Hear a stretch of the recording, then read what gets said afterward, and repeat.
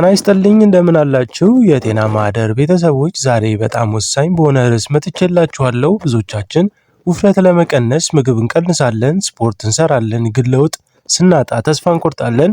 ለምን መሰላችሁ? ምናልባት ሳታውቁት በየቀኑ የምትሰሯቸው 3 ስውር ስህተቶች የክብደት መቀነስ ጉዟችሁን እያደናቀፉት ሊሆን ይችላል።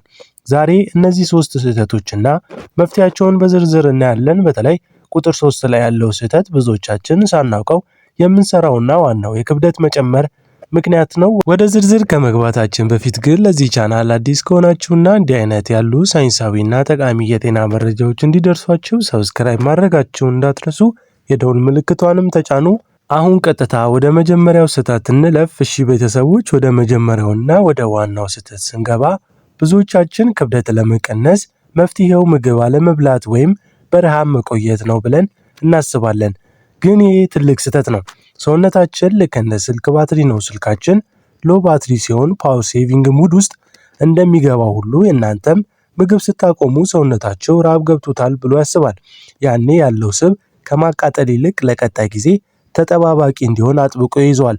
በዚህ ምክንያት ሜታቦሊዝማችን ወይም የምግብ ማቃጠል ፍጥነት በጣም ይቀንሳል። ሰውነታችሁ ጡንቻውን ማሟሟት ይጀምራል እንጂ ስቡን አይነካውም። በመጨረሻም በረሃብ ተዳግማችሁ ስትበሉ ሰውነታችሁ ከመቼውም ጊዜ በላይ በከፍተኛ ፍጥነት ስብ ማከማቸት ይጀምራል። ስለዚህ ዋናው ቁልፍ ሳልበላ ልቆይ ሳይሆን ምን ልብላ የሚለው ቃል ነው። ለምሳሌ በቂ ፕሮቲንና አትክልት ማዘውተር እንጂ ራስን በረሃብ መቅጣት ለውጥ አያመጣም። ሁለተኛው ስህተት ስንገባ ብዙዎቻችን ምግብ ቀነስኩ እኮ እንላለን፣ ግን የምንጠጣቸው መጠጦች አንቆጥርም።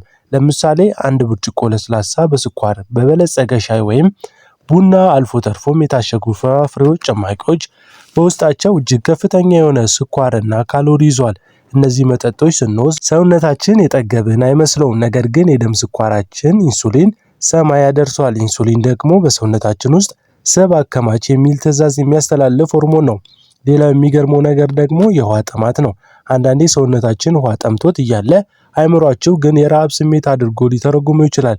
ያኔ እናንተ ውሃ ከመጠጣት ይልቅ ምግብ ፍለጋ ትሄዳላችሁ። መፍትሄው ከምግብ በፊት 1 ብርጭቆ ውሃ መጠጣት፣ ባዶ ካሎሪ ያላቸውን ለስላሳዎች በንጹህ ውሃ ወይም ባልተቀመመ ሻይ መተካት። ይህንን ማድረጋችሁ ብቻ በሳምንት ውስጥ የሚገርም የክብደት ለውጥ ታያላችሁ።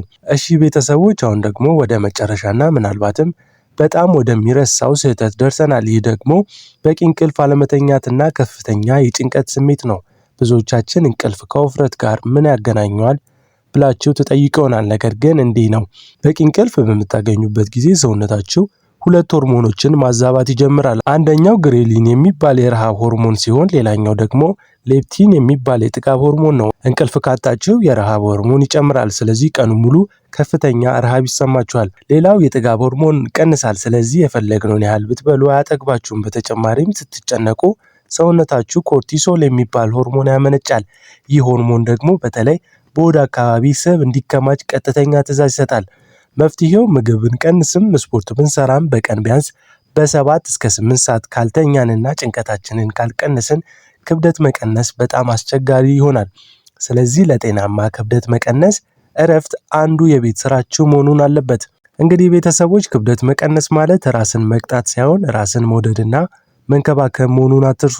ዛሬ ያየናቸው 3 ስህተቶች ትናንትና የነበረባችሁ ሊሆኑ ይችላሉ። ዛሬ ግን መፍትሄውን አውቃችኋል። የዛሬው የቤት ስራችሁ ከነዚህ 3 ስህተቶች ውስጥ ነገ አስተካክላለሁ የምትሉት አንዱን ብቻ ኮሜንት ላይ ጀምራለሁ ብላችሁ ጻፉልኝ። እኔም እያንዳንዱን ኮሜንት እያነበብኩ አበረታታችኋለሁ። ይህ መረጃ ለሌላው ሰው ህይወት ሊቀይር ስለሚችል ሼር በማድረግ የደግነት ተካፋይ ሁኑ። ገና ብዙ የምንማራቸው የጤና ሚስጥሮች ስላሉ ጤና ማህደርን ሰብስክራይብ አድርጋችሁ የዚህ ትልቅ ቤተሰብ አባል ስለሆናችሁ ከልብ አመሰግናለሁ። በቀጣይ ቪዲዮ ደግሞ ውፍረት በአጭር ጊዜ የሚያጠፋ አስገራሚ ምግቦች ይዤላችሁ እመጣለሁ። እስከዚያው በጤና ቆይልኝ። ቸር ሰንብቱ።